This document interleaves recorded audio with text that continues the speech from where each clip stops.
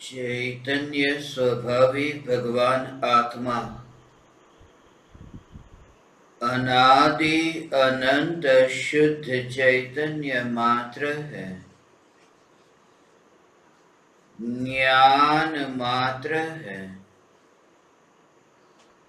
मैं शुद्ध चैतन्य मात्र, ज्ञान मात्र, भगवान आत्मा हूँ। प्रति समय यह जागृति बनी रहे। इस जागृति का नाम धर्म है। देह की प्रत्येक क्रिया के काल में और विकल्पों के बहते प्रवाह के काल में ज्ञानी को प्रति समय यह जागृति रहती है कि मैं चैतन्य तत्व इस देह की किसी भी क्रिया में और विकल्पों के बहते प्रवाह में कहीं भी मिला नहीं हूँ। ऐसा शुद्ध चैतन्य तत्व मैं हूँ। प्रति समय स्वयं की शुद्ध चैतन्य सत्ता का बोध आत्म जागृति ही धर्म है। चैतन्य तत्व की स्व संवेदन प्रत्यक्ष निर्विकल्प अनुभूति होते ही देह होने पर भी देहातीत दशा प्रकट होती है। इतना ही नहीं, विकल्प होने पर भी विकल्पातीत दशा प्रकट होती है। चैतन्य तत्व की निर्विकल्प अनुभूति होते ही आत्मा में अतीन्द्रिय आनंद का सागर उछलता है।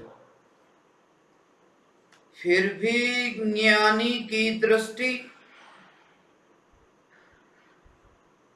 उस अतीन्द्रिय आनंद के सागर की ओर भी नहीं जाती और दृष्टि चैतन्य तत्व पर ही टिकी रहती है। यह चैतन्य तत्व ही मैं हूँ। चैतन्य तत्व की निर्विकल्प अनुभूति होते ही ज्ञान दीपक प्रज्वलित होता है। ज्ञान दीपक प्रज्वलित होते ही ऐसी यथार्थ श्रद्धा होती है कि मैं त्रिकाल प्रज्वलित ज्ञान दीपक हूँ।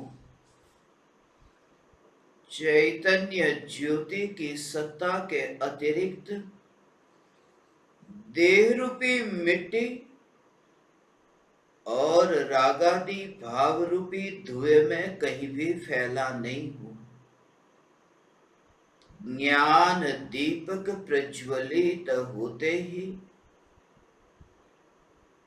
ज्ञानी स्वयं को राख की दीवार का पड़ोसी मानता है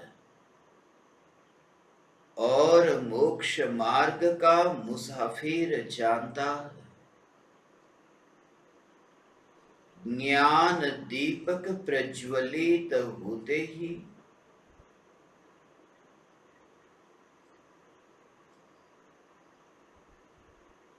अनादिकालीन मिथ्यात्व का अंधकार दूर होते ही वह अपूर्व अवसर आता है। प्रति समय आत्मा की अनंत शक्तियां पर्याय में उछलती है। भले ही अनंत शक्तियों के नाम न जानते हो, मगर अनंत शक्तियों का एक रूप वेदन निर्विकल्प अनुभूति के काल में ज्ञानी को होता है। ऐसी स्वसंवेदन प्रत्यक्ष निर्विकल्प अनुभूति को उपलब्ध परम कृपालु देव ने स्वानुभव प्रमाण से अपूर्व अवसर काव्य की रचना की। अपूर्व अवसर इस काव्य में परम कृपालु देव ने मुनि धर्म अंगीकार करने की भावना भाई। कब आएगा वह अवसर कि मुनि धर्म अंगीकार हो, कब आएगा वह अवसर ये काजल की काल कोठरी से छूटना हो, गृहस्थ दशा से छूटना हो। भीतर में मिथ्यात्व छूटते ही बाहर में ये वस्त्र और गृहस्थ दशा छूटने में देर नहीं लगती।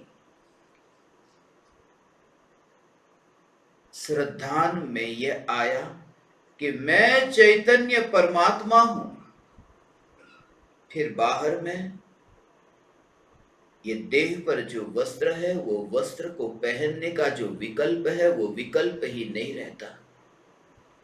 वह एक अकेले में विचरण करता है। अनेक ज्ञेयों के ज्ञान में प्रतिबिंबित होने के काल में भी जिसका जोर ज्ञेय पर नहीं है, जिसने ज्ञान के प्रतिबिंब में, जिसने ज्ञान की अवस्था में ये ज्ञान स्वभाव को देख लिया है, इसलिए अब वह कहीं पर भी रहे तो वह निश्चिंत है, क्योंकि वह देखता है कि ज्ञान की सत्ता के बाहर में कहीं पर भी नहीं। इसलिए ये देह के परमाणु का होना ये सिर्फ एक औपचारिकता है और कुछ भी नहीं। उस दशा का वर्णन परम कृपालु देव अब करते हैं। सुबह तक तो हमने चर्चा की शत्रु मित्र प्रत्यय वर्ते समदर्शिता, मान अमाने वर्ते तेज स्वभाव जो।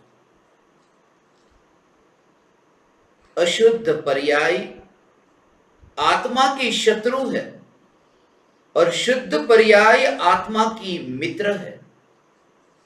मगर शत्रु और मित्र के प्रति भी जिन्हें समदर्शिता है, मलिन पर्याय और निर्मल पर्याय, ये दोनों पर्यायों से न्यारी ऐसी जो चैतन्य दृष्टि, उस दृष्टि की महिमा बताई। रात्रि का अंधेरा था और सुबह होकर के उजाला हुआ, मगर अंधेरे को देखने वाली आंख अंधेरे मई नहीं हो गई। इसलिए उजाला होने से वह उजाला प्रत्यक्ष दिखाई देता है। वह इसी बात को बताता है कि जो अंधेरा मर गया, उस अंधेरे ने आंख को कुछ भी नहीं किया। इसलिए ये जो ज्ञान चक्षु, यह जो ज्ञान ज्योति, जिनसे ये मिथ्यात्व का अंधेरा प्रकाशित होता है और सम्यक दर्शन का प्रकाश भी प्रकाशित होता है, मगर यह चैतन्य ज्योति मात्र। इसलिए ज्ञानी एक समय के लिए भी काल के बहते प्रवाह में भी अपने को तरफ की उन्नति प्रगति करता हुआ नहीं देखता है। प्रति समय जाता है सिद्धपुर की ओर, प्रति समय जिसकी यात्रा है पूर्ण शुद्धता की ओर, फिर भी उनकी दृष्टि में न अशुद्ध पर्याय है न शुद्ध पर्याय है। ये दोनों अवस्था की ओर दृष्टि नहीं। दिगंबर द्रव्य, काले वस्त्र पर भी दृष्टि नहीं और सफेद वस्त्र पर भी दृष्टि नहीं। दृष्टि है वह दिगंबर स्वरूप जो पर्याय से पार है। उस पर्याय से पार स्वरूप के गुणगान गाए। ये कहा कि मान अमाने वर्ते तेज स्वभाव जो। मलिन पर्याय जब तक है, ये शत्रु जब तक है, तब तक बाहर में फर्क पड़ेगा। बाहर के शत्रु और भीतर के शत्रु में एक अंतर है। बाहर का जो शत्रु है वो कभी भी मित्र हो सकता है। आज जो शत्रु है वो कल मित्र होगा, आज जो मित्र है कल शत्रु होगा। मगर भीतर में जो मिथ्यात्व, राग और द्वेष के भाव, जो आज शत्रु है, अनादि काल से शत्रु थे, अनंत काल तक उसका स्वभाव तो शत्रु का ही रहेगा। इसलिए तो हम अरिहंताणम कहते हैं, शत्रु का नाश करने वाले। वह शत्रु सदैव शत्रु रहता है और वितराग परिणति सदैव मित्र रहती है। इसलिए मित्र और शत्रु, इसमें परिवर्तन नहीं आता। इसलिए प्रत्यक्ष स्वरूप व्यक्त होता है। इसलिए ज्ञान का जो प्रत्यक्ष स्वरूप उस समय व्यक्त होता है। मैकियावेली का जो मैं दृष्टांत देता हूं, वो कहता था कि अपने मित्र से भी ऐसी बातें मत करना जो अपने शत्रु से नहीं करते। अपने शत्रु को भी ऐसा कुछ मत बोल देना जो मित्र से नहीं बोलते, क्योंकि आज का मित्र कल शत्रु हो सकता है। उसे ऐसी अपनी नजदीक की बात मत बताना, गुप्त बात मत बताना। आज का मित्र कल शत्रु हो सकता है। और आज जो शत्रु है उसे ऐसा कुछ भी मत बोलना जो मित्र से नहीं बोलते, क्योंकि कल जब वो मित्र बन जाएगा तब वो तुमसे कहेगा, तुमने इतना तक मुझसे सुना दिया, मुझसे कह दिया। कल वो मित्र बन जाएगा। मगर अशुद्ध पर्याय कभी मित्र नहीं बनती अनंत काल तक, और शुद्ध पर्याय कभी शत्रु नहीं बनती। इसलिए जैसा है ऐसा स्वरूप व्यक्त होता है ज्ञान का। इसलिए ज्ञान में जैसी मलिनता, निर्मलता, वह स्पष्ट स्पष्ट प्रकाशित होती है। ऐसा जो चैतन्य स्वरूप जिनकी दृष्टि में है, चैतन्य जीवन जिनकी दृष्टि में है, ऐसे ज्ञानी मृत्यु से कैसे निर्भय है, उसके बारे में अब कहते हैं। जीवित के मरणे नहीं न्यूनाधिकता, भव मोक्ष पण शुद्ध वर्ते संभाव जो।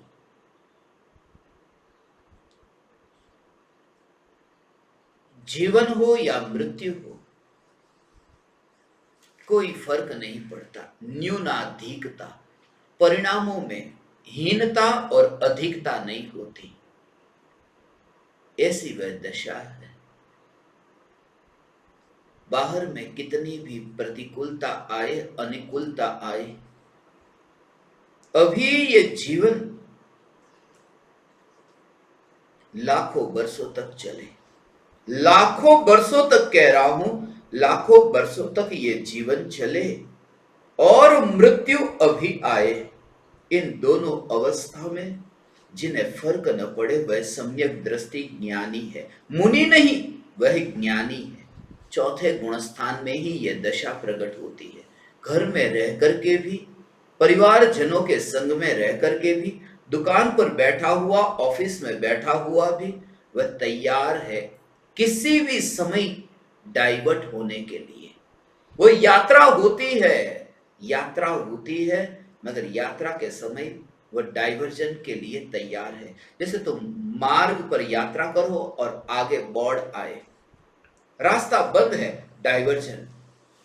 ऐसे ही अभी तुम यहां से जिन मंदिर की ओर दर्शन करने के लिए जा रहे थे, तुम्हें निश्चितता थी कि अभी 5 मिनट के बाद में मैं मंदिर के भीतर रहूंगा, 5 मिनट के बाद में मंदिर दूर नहीं, मैं मंदिर के अंदर भगवान की भक्ति करूंगा।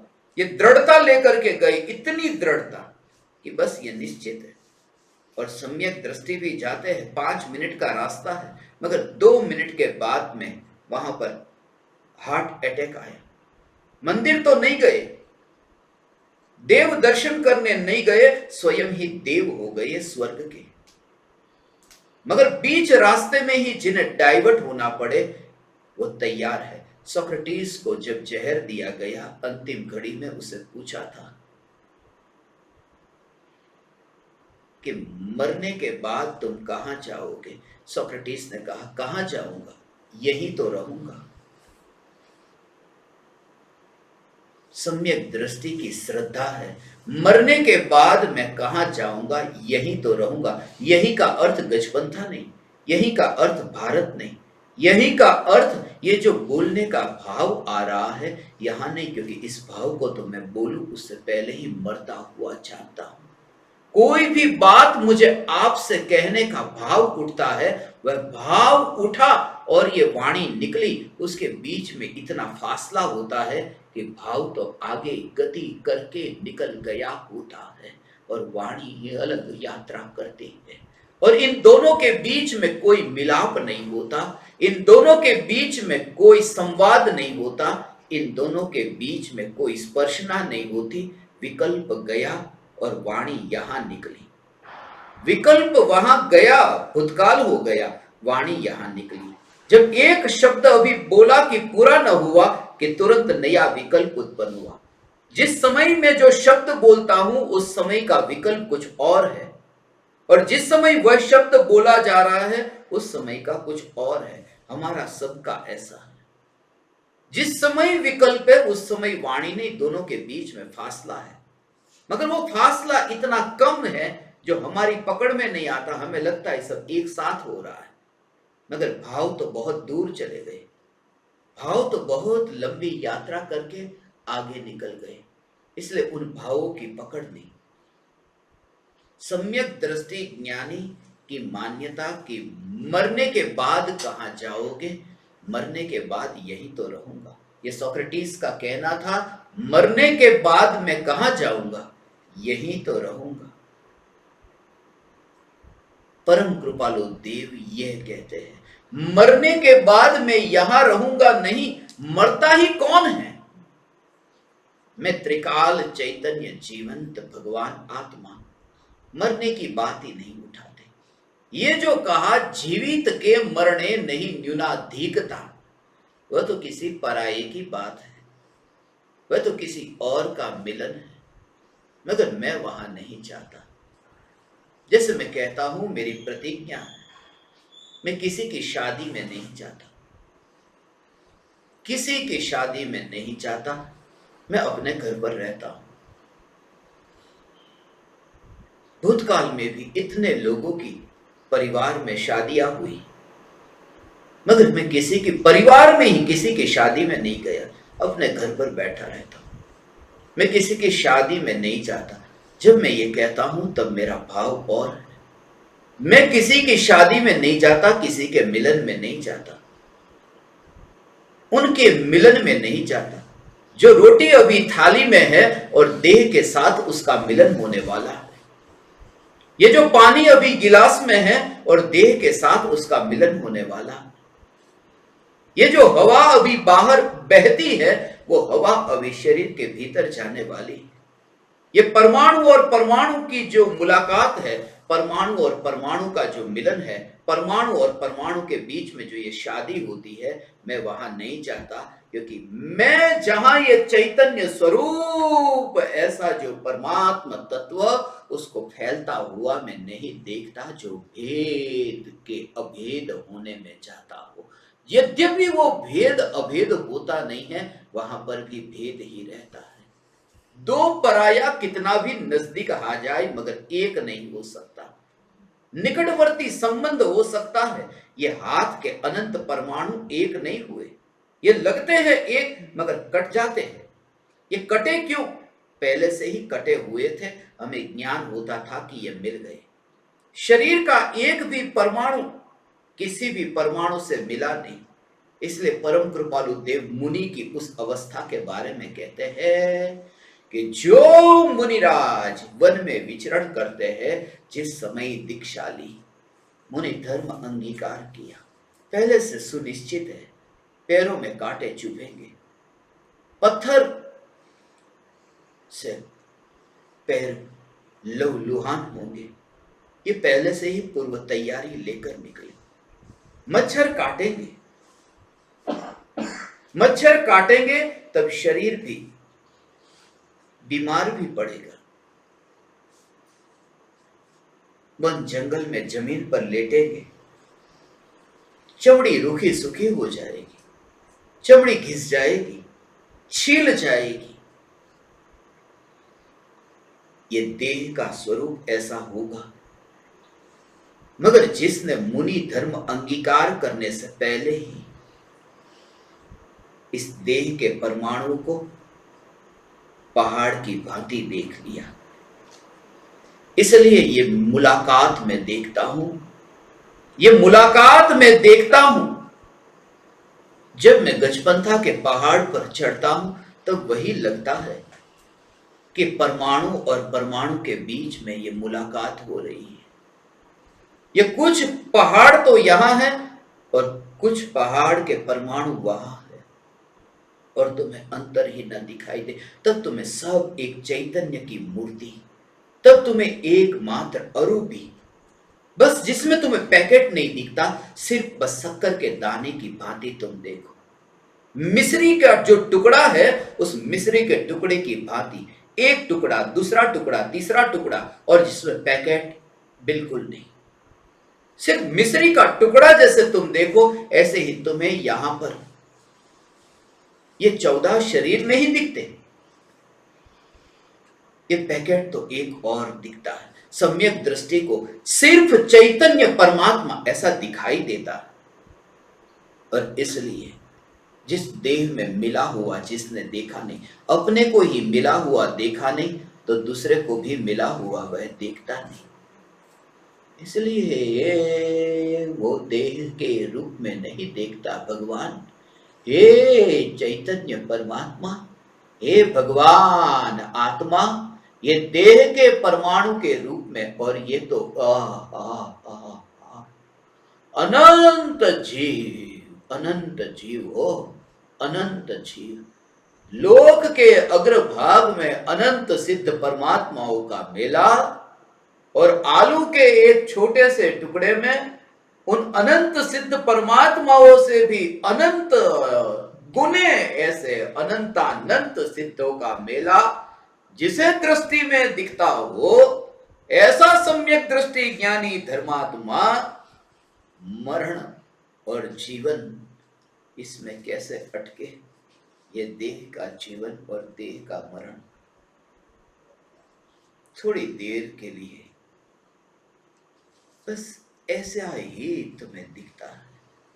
जब तुम सुबह यहां पर आए थे, तुम कौन सी कुर्सी पर बैठे थे, और तुम कौन सी कुर्सी पर, तुम कौन सी कुर्सी पर बैठे थे, कुर्सी का पता है, एक्सचेंज हो गई। ये कुछ देर के लिए, बस ऐसा ही है। ये कुछ देर के लिए कोई एक कुर्सी पर बैठ लिया, फिर शाम को किसी दूसरी कुर्सी पर। बस ऐसे ही मैं देखता हूं ये अनंत परमाणु जो अभी आपके पास में, अभी आपके पड़ोस में है। कुछ अनंत परमाणु मेरे पड़ोस में है, वह आपकी ओर आने के लिए अब इंतजार करते। आपके शरीर के परमाणु वहां से हट करके यहां आने की तैयारी में। और ऐसे ही अनंत जीवों के देह के परमाणु को जो ऐसे ही देखता हो, मिला हुआ नहीं, पास पड़ोस में देखता हो। परम कृपालु देव कहते, जीवित के मरने नहीं न्यूनाधिकता। सदा काल मैं अकेला हूं और त्रिकाल जीवंत हूं। ये एक एक क्रिया में तुम्हें ऐसा अंतर दिखेगा। फिर तुम इतने जागृति से भरोगे। शुरुआत में जब तुम अभ्यास करोगे तो अभ्यास करते समय विकल्पों से अभ्यास होगा, बुद्धि से अभ्यास होगा। मगर जब तुम इतने निपुण प्रवीण, इसमें तुम इतने समझदार हो जाओगे, फिर तुम्हें वह सहजता दिखाई देगी। फिर तुम्हें ऐसी ही सहजता दिखाई देगी। तुम यात्रा तो करते हो, तुम वास तो करते हो, तुम चलते तो हो, मगर भारत का मालिक मान करके भारत देश पर नहीं चलते। एक इंच टुकड़ा भी मेरा नहीं, मगर यात्रा हो रही है भारत में। कोई मालकियत नहीं भारत की भूमि की, चलते हो। कोई पूछे कहां, मैं भारत में चलता हूं। कौन सा है तुम्हारा देश? की भारत मेरा देश है। ऐसे ही ज्ञानी बोलेगा मैं इस देह के वाहन में यात्रा करता हूं, देह की मिट्टी पर मेरी यात्रा हो रही है।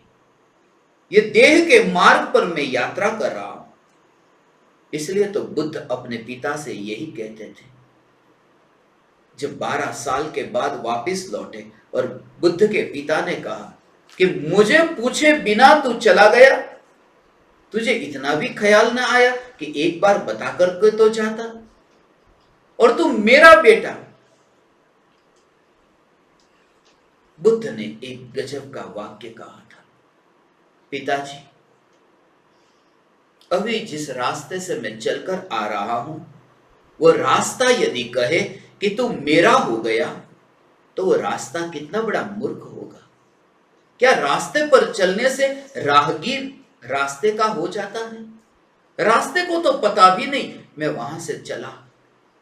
पिताजी, मैंने कुछ समय के लिए आपके रास्ते से यात्रा की है, मगर रास्ते से यात्रा करने से कोई रास्ते का मालिक नहीं हो जाता। ऐसा भेद विज्ञान परम कृपालु देव ने, जीवित के मरने नहीं न्यूनाधिकता।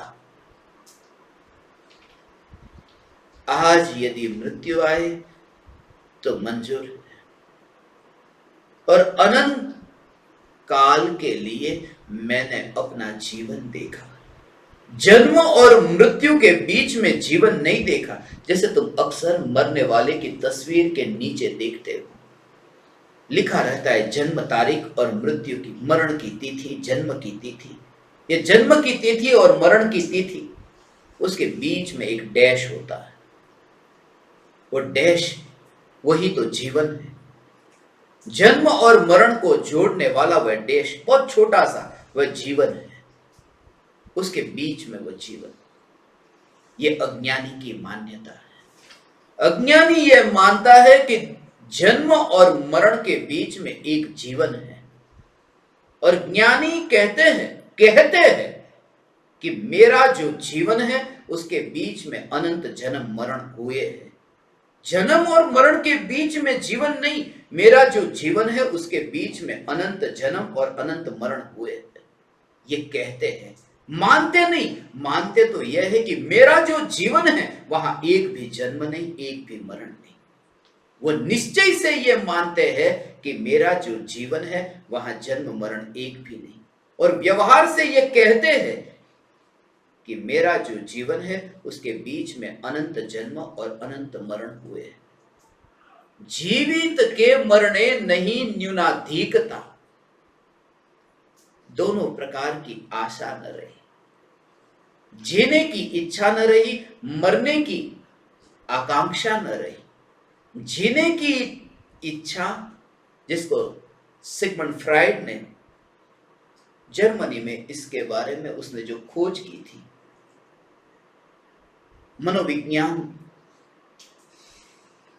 के संबंध में बहुत बड़ा ये मनोवैज्ञानिक हुआ। वो कहता था जीने की इच्छा और मरने की इच्छा। जीने की इच्छा को उसने नाम दिया था लिबिडो, मरने की इच्छा को नाम दिया था थानाटोस। ये लिबिडो और थानाटोस, ये दो प्रकार की इच्छा है, जीने की इच्छा और मरने की इच्छा। मरने की भी इच्छा होती है, बुढ़ापा आता है, कहते हैं ना मर जाए, मरने की इच्छा। आत्महत्या करने वाले लोग हैं, मरने की भी इच्छा होती है, जीने की भी इच्छा होती है। मगर महावीर भगवान ये कहते हैं कि जीने की इच्छा वाला दूसरे को मारता है, मरने की इच्छा वाला स्वयं को मारता है। जीने की इच्छा वाला दूसरे को मारता है क्योंकि जीना है। आज भोजन क्या करूंगा, सब्जी को काटो। आज भोजन क्या करूंगा, फल को काटो। आज कैसे जीव, प्यास लगी, पानी को उबालो। जल काई को मारे, वनस्पति काई को मारे, और यदि कोई मांसाहारी है तो वो पंचेंद्री तक को मारे। जीने की इच्छा वाला दूसरे को मारता है, और मरने की इच्छा वाला अपने को मारता है आत्महत्या करके। और महावीर भगवान की वह दशा थी परम कृपालु देव की अंतिम दशा भी यही थी।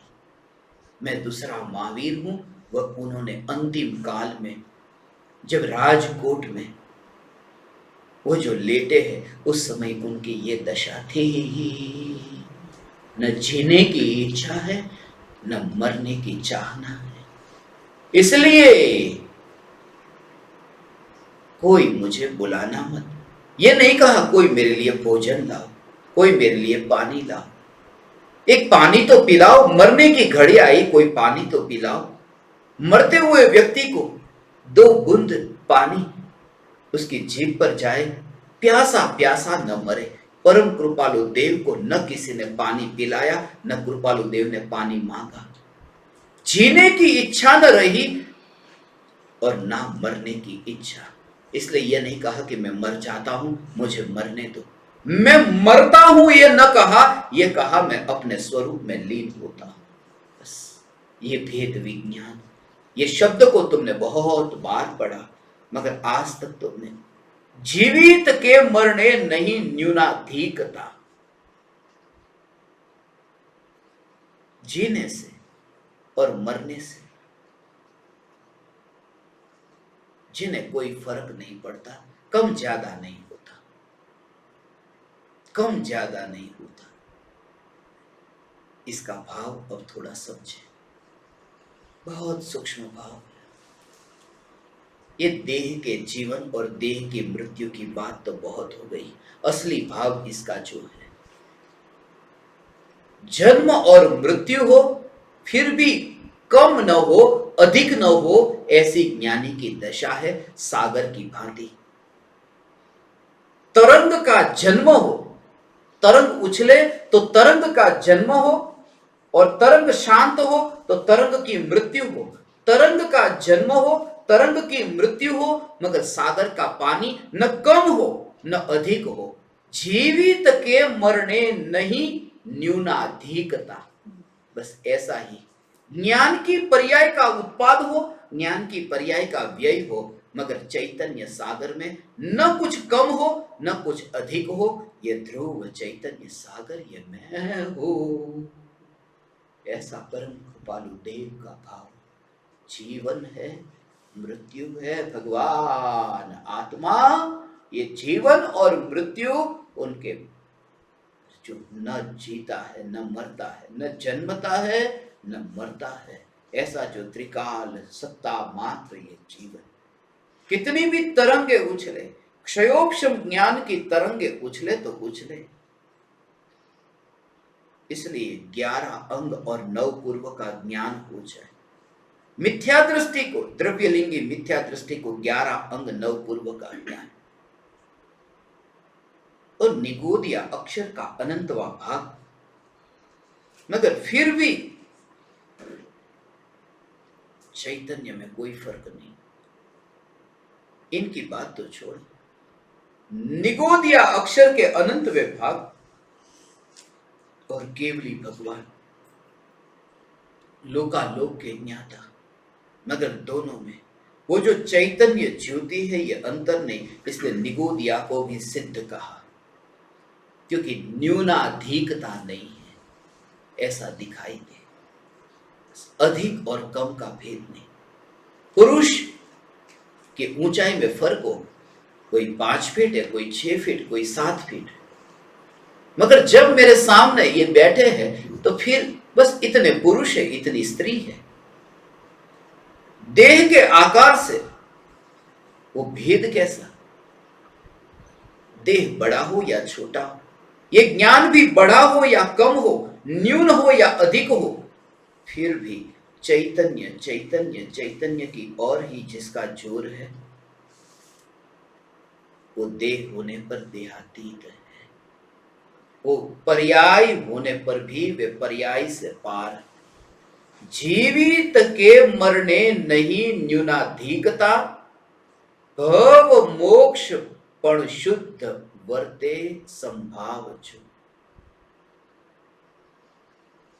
भव मोक्ष, भव का अर्थ संसार, संसार अवस्था हो या मोक्ष की अवस्था हो, मगर शुद्ध स्वरूप का आश्रय लेकर के जो संभाव में रहते हैं। इसलिए तो मोक्ष में जाकर के जो आनंद भोगना चाहे वह अनंत काल तक संसार में भटकता है। आज तक जिन्होंने मोक्ष को पाया, मोक्ष को पाने से पहले अनंत सुख को भोगा। मोक्ष में जाकर के अनंत सुख नहीं भोगता, अनंत सुख जो भोगता है वह मोक्ष को प्राप्त होता है। दूसरे शब्दों में कहूं तो जो अरिहंत होता है वह सिद्ध होता है। अरिहंत भगवान अनंत सुखी है, अनंत ज्ञान, अनंत दर्शन, अनंत सुख, अनंत वीर्य, अनंत चतुष्टयी के धनी हैं। जो अनंत सुख भोगते हैं वे मोक्ष को पाते हैं। ये कहा सुख को भोगते हैं वे मोक्ष को पाते हैं। ये नहीं कहा जैन होते हैं वो मोक्ष को पाते हैं, अजैन भटकते हैं।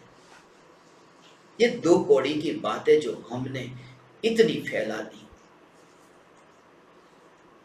खेद होता है ये जान करके, ये सुन करके। इसलिए मैं सभी से कहता हूं, ये पर्युषण महापर्व का आज 10 लक्षण पर्युषण महापर्व का पहला दिन है। दिगंबर मनाते हैं आज 10 लक्षण पर्युषण महापर्व पहला दिन। 10 दिनों में पहला दिन है, हमारा तो 10वां दिन है। दोनों में किसी का पहला, किसी का 10वां। श्वेतांबर मनाते हैं 8 दिन, दिगंबर मनाते हैं 10 दिन, और मैं मनाता हूं 21 दिन। मैं सबको मनाता हूं, सबको मनाता हूं, मैं मौका ही ढूंढता हूं। इसलिए तो मोहर्रम के दिन भी मैं प्रवचन देता हूं। इसलिए तो 31 की नाइट को 12 बजे हमारा चैतन्य तत्व विचार होता है। मैं ढूंढता हूं मौका, कहीं से भी मौका मिल जाए।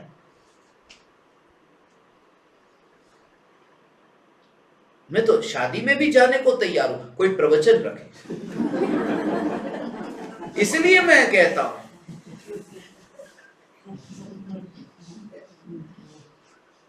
सबसे पहले यही कहूंगा,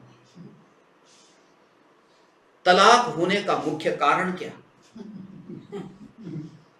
तलाक होने का मुख्य कारण है शादी। होती ही नहीं तो तलाक भी नहीं होती। वहां से ही शुरुआत करते। यदि तलाक नहीं लेना है तो शादी ही मत करो।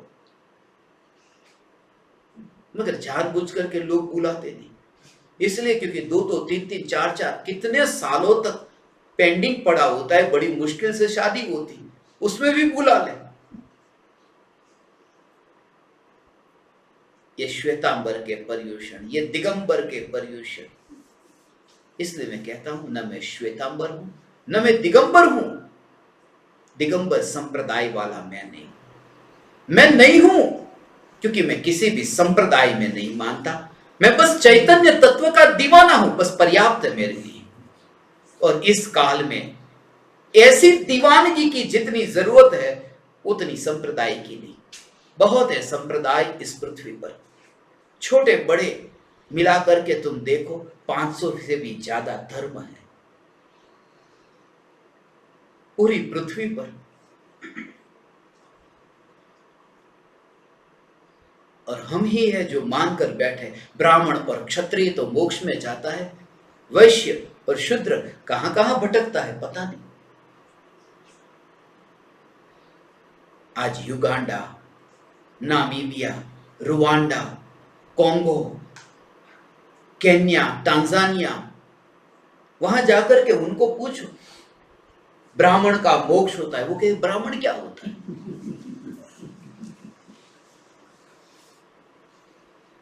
इसलिए आश्चर्य होता है। पहले इनके पर्युषण, बाद में इनके पर्युषण। आज तुमने मिच्छामि दुक्कडम किया या नहीं किया?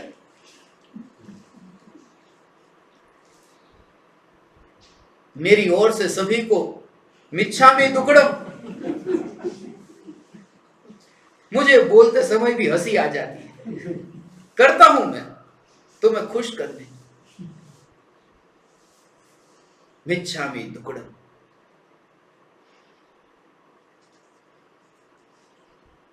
किन के सामने, तुमको पता है तुम किन के सामने मिच्छामि दुक्कडम कहते हो? किन किन को फोन लगाते हो? सब अपने मित्रों को। मोबाइल में कांटेक्ट लिस्ट में जिनका भी नंबर है, अपने फ्रेंड्स का, फैमिली मेंबर्स का, उनका ही रखा है, शत्रु का तो रखते ही नहीं। जिनको असल में कॉल करना था उनको तो लगाते ही नहीं फोन।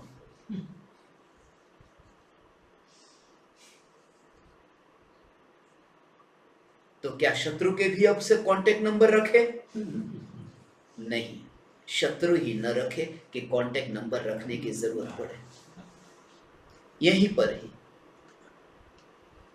ये पर्युषण महापर्व का दिन, 10 लक्षण पर्युषण महापर्व का दिन है, और उसी दिन ये विषय आया, भव मोक्ष पण शुद्ध वर्ते संभावजु।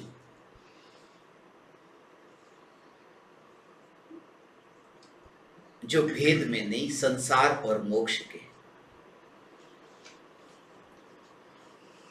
मेरी एक महाराज साहब के साथ में चर्चा हो रही थी।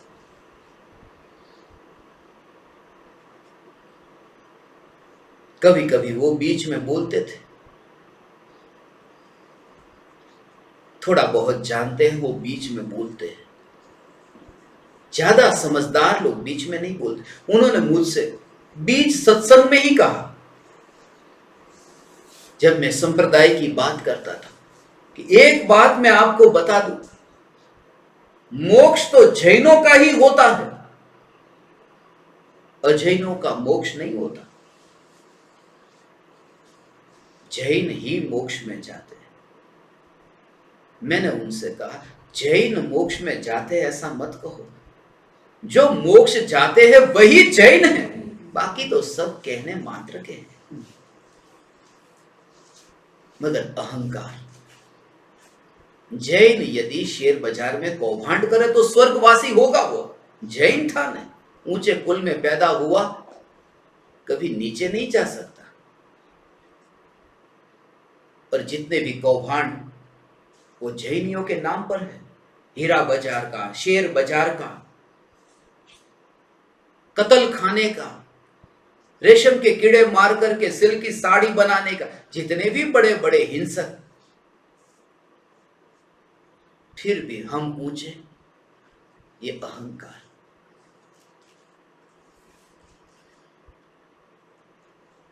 इसलिए पाप करता हुआ वह श्वेतांबर महाराज साहब को, अपने को मुनि बताते, इस काल में ऐसे है, आगम में लिखा है, सभी के आगम में लिखा है, इस काल में मुनि नहीं है और मुनि हूं ऐसा बताने वाले, प्रदर्शन करने वाले, मुनि हूं ऐसा प्रदर्शन करने वाले, ये तथाकथित मुनि, 7.5 करोड़ मुनि मर करके निगोद में जाएंगे। 7.5 करोड़ आगम में लिखा। और जो निगोद में जाने वाले हैं, मैं उन्हें भी परमात्मा के रूप में देखता हूं, क्योंकि उससे मेरा हित है बस। क्योंकि अभी मैं यहां से विदा हुआ और वे निगोद में गए या स्वर्ग में गए, मुझे क्या लेना देना। तुम इतने पर से अलिप्त रहो कि तुम इतने पर से डिस्कनेक्टेड रहो बस। एक ज्ञान दीपक, भव हो या मोक्ष हो, संसार परिभ्रमण हो या फिर संसार परिभ्रमण से छुटकारा हो, दोनों स्थिति में वह संभाव में रहता है। इसलिए क्योंकि वो स्थिति में नहीं रहता, वो स्थित है, स्थिति में नहीं है। स्थिति तो अवस्था है, अवस्था कहो, स्थिति कहो, दशा कहो, हालत कहो, परिणमन कहो, पर्याय कहो, कुछ भी नाम दे दो, मगर वो पर्याय में नहीं है, वो द्रव्य में वास करता है। यह अपूर्व अवसर ऐसा किस दिन आएगा? मोक्ष के लिए भी कब मैं भागू दौड़ू। कहते हैं ना, मुनि धर्म तो मोक्ष के मार्ग का हाईवे है, भगाओ गाड़ी को फास्ट। मुनि जल्दी जल्दी फास्ट, जल्दी से जल्दी मोक्ष में जाने वाले नहीं। मुनि को जल्दी मोक्ष नहीं चाहिए। हो जाए मोक्ष, ये बात अलग है कि आज ही मुनि धर्म अंगीकार किया और आज ही केवल ज्ञान हो गया, मोक्ष हो गया, हो सकता है। समूसरण में जाने वाले जीव, अज्ञानी जीव, ऐसा हो जाता है। वहीं पर ही समूसरण में पहली बार गया हो, वहां जाकर के भगवान की वाणी सुनने गया, वहीं पर ही आत्मज्ञान हो गया। कभी गया न था, पहली बार गया और वाणी सुनकर के ही अंतर्मुख हुआ। ये बीच का वो पॉइंट छूटना नहीं चाहिए। सिर्फ सुन करके नहीं, वाणी सुन करके वाणी से उपयोग हटा और स्वरूप सन्मुख हुआ, आत्मज्ञानी हुआ। वहीं पर ही मुनि हुआ, वहीं पर ही केवल ज्ञान पाया।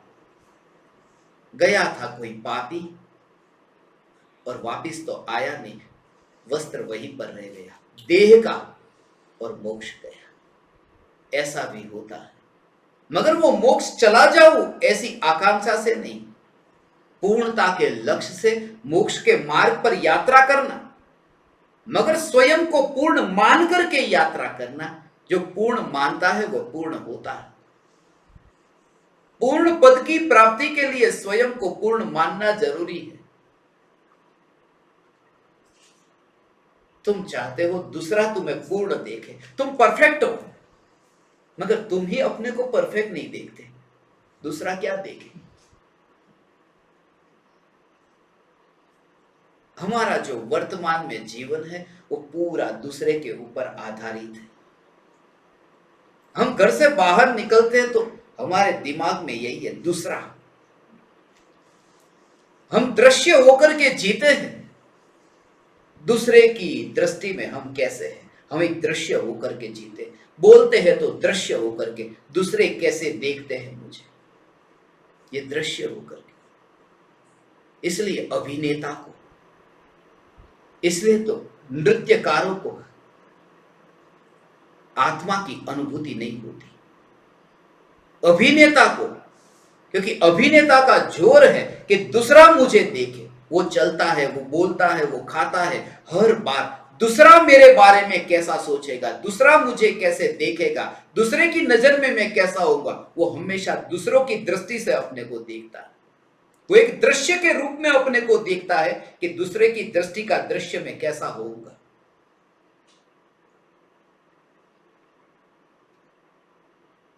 और कुछ लोग ऐसे हैं जो दृश्य होकर के नहीं, दर्शक होकर के रहते हैं। उसका भी अपना मजा है। लोग मुझे देखें, लोग मुझे जाने।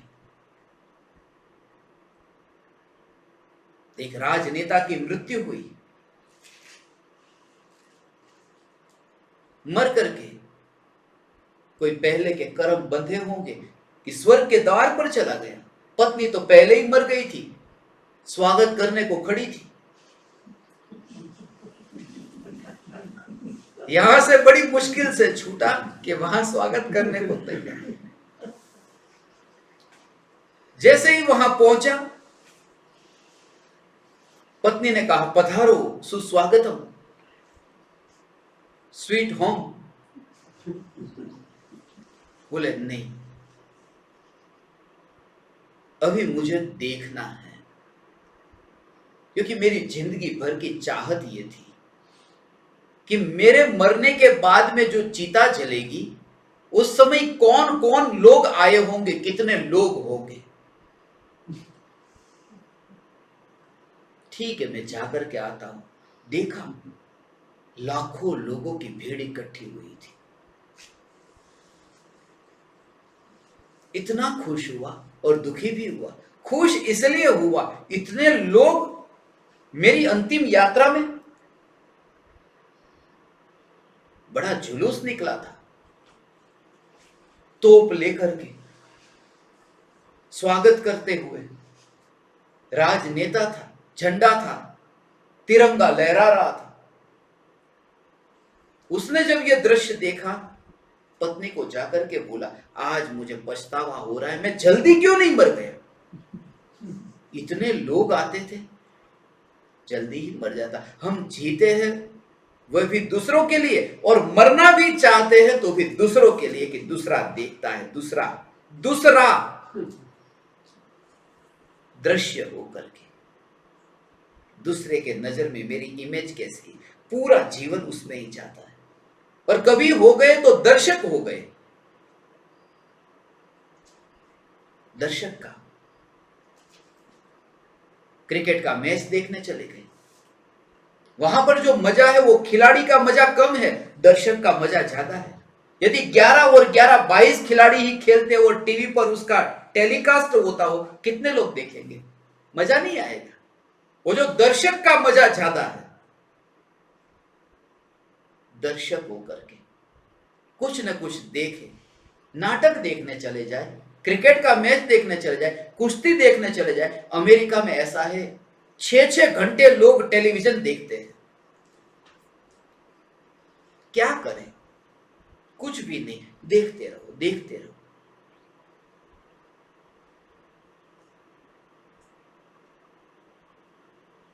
घोड़े की दौड़ होती है, उसको भी देखने चले जाते हैं लोग। घुड़दौड़ होती है तो उसको देखने मनुष्य वहां पर जाता है। मुझे तो बहुत बार विचार आता है, ये मनुष्य घोड़े को, दौड़ता हुआ घोड़ा, उसको देखने गया। एक बार इसमें से एक आध मनुष्य भी इतना दौड़ता हो, मनुष्य को दौड़ाओ, एक भी घोड़ा देखने आता है कि नहीं? घोड़ा भी इतना समझदार है, क्या झंझट में पड़ना। मगर मनुष्य इतना समझदार होकर दौड़ते हुए घोड़े को देखने जाता। दर्शक, कुछ तो दृश्य होकर के मस्त है, कुछ दर्शक होकर के, मगर दोनों गलत है। सत्य के मार्ग पर जो है वो न दृश्य है न दर्शक है, वो सिर्फ दृष्टा है। जे दृष्टा छे दृष्टि, जे जाने छे रूप, अबाध्य अनुभव छे, ते छे जीव स्वरूप। हे ज्ञान दीपक दृष्टा, संसार है उसको भी मैं दृष्टा होकर के देखता हूं, और मोक्ष को भी मैं दृष्टा होकर के देखता हूं। ऐसा नहीं,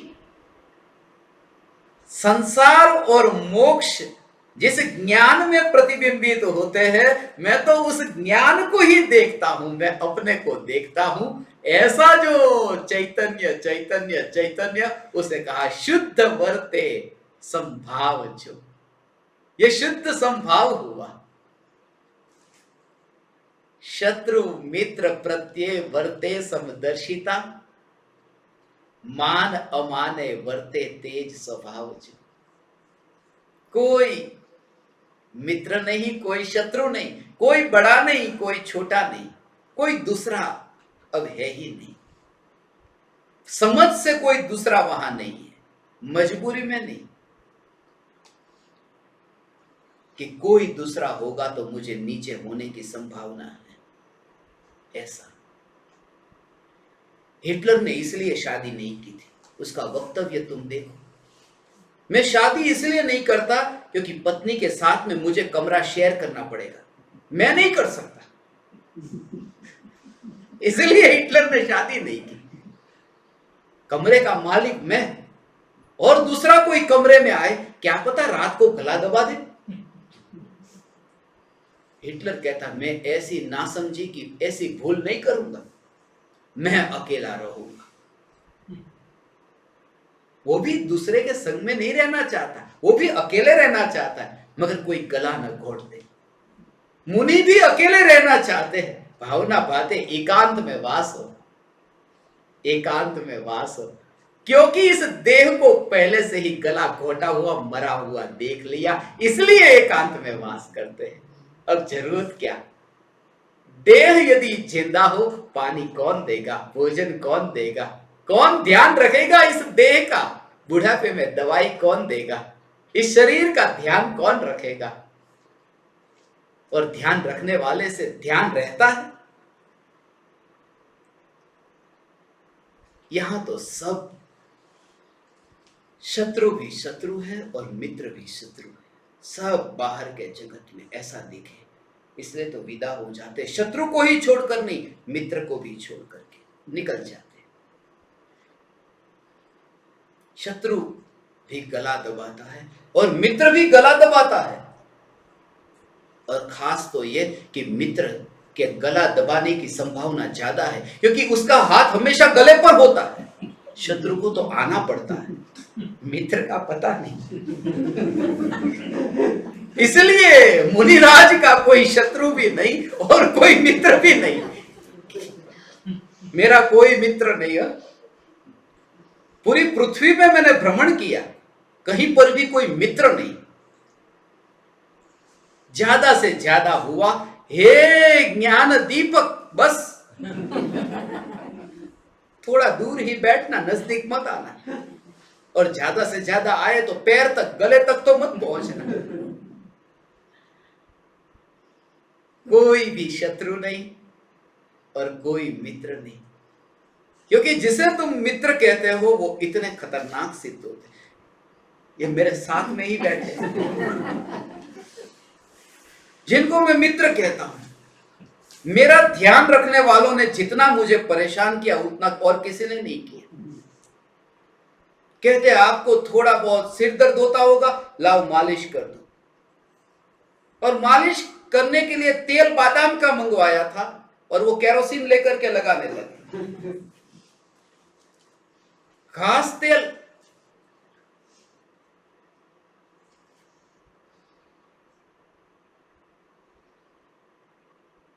थोड़ी कली बोलो, थोड़ा और चीकू, थोड़ा और चीकू खाओ, थोड़ा और चीकू, जबरदस्ती मुंह में डाला। मैंने कहा मत डालो, जबरदस्ती मुंह में डाला।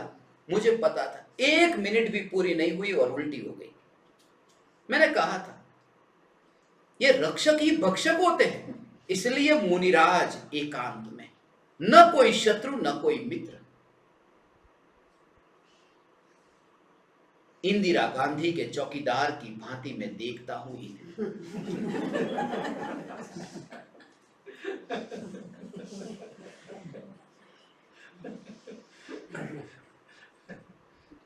हे ज्ञान दीपक,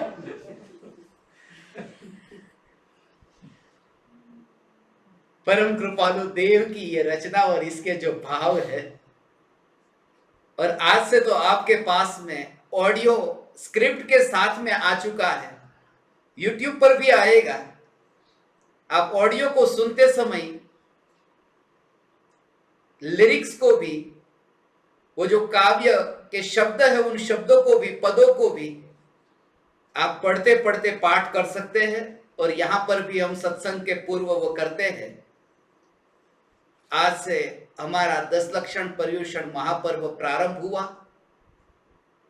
ये जो चैतन्य परमात्मा की चर्चा हुई और ऐसी चैतन्य की चिंतन की धारा चलते चलते जो स्वरूप सन्मुख हो,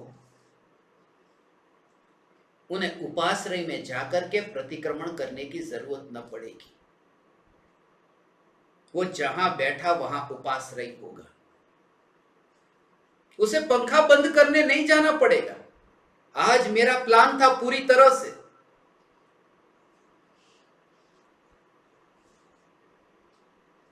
मैंने आज प्लान बना लिया था। मैंने ज्ञान दीपकों से कहा आज एक काम करते हैं, श्वेतांबरों का पर्युषण का अंतिम दिन है,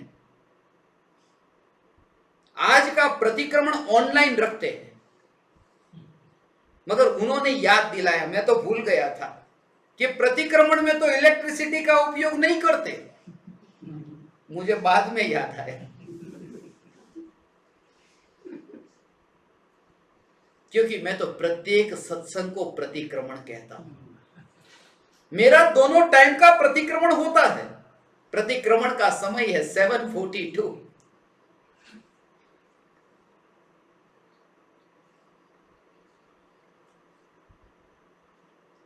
आप समस्त ज्ञान दीपकों ने, परमात्माओं ने मुझे अत्यंत प्रेम से विनयवान होकर सुना, सत्संग करने का अवसर दिया।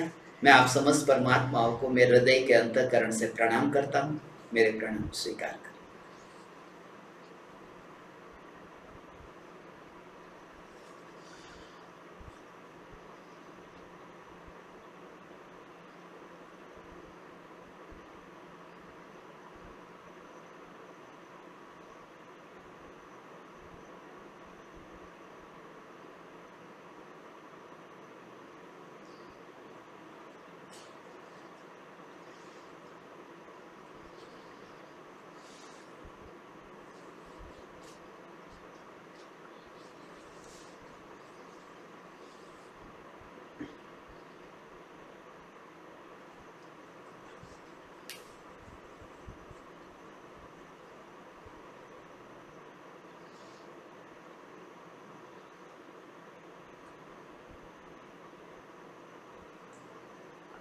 अहो अहो श्री सद्गुरु करुणा सिंधु अपार, इस पामर पर प्रभु किया अहो अहो उपकार, अहो अहो उपकार। देह सहित जिनकी दशा वरते देहातीत, उन ज्ञानी के चरण में हो वंदन अगणित, हो वंदन अगणित।